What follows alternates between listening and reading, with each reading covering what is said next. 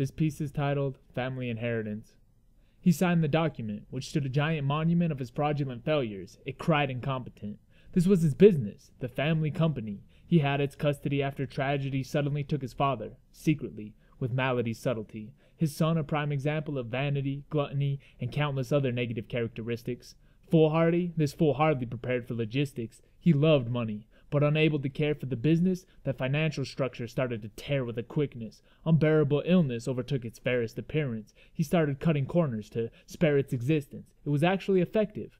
No quick consequence. Evade taxes, etc. You'll survive. It's common sense. But even with the added money, this avid dummy ground his business down until it was sad and ugly.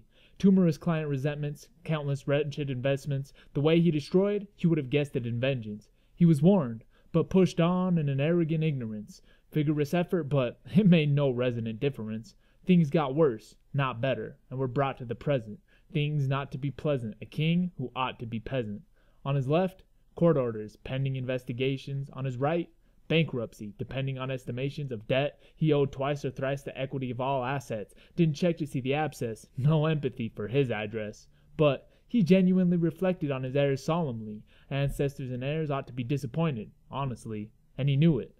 Now only barely able to hold faith after a cold taste of reality thrown in his bold face. In deep depths of despair, unfit for breaths of the air, he quietly passed away, a soft death in his chair. In the center, empty bottles, all tablets taken, incorrect dosages, yet not, he had mistaken. In the center, a note scrawled by his authorship.